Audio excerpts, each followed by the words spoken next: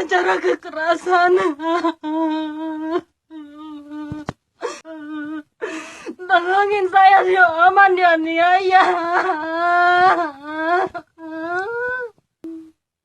Saya nggak bisa apa-apa, pintu dikunci.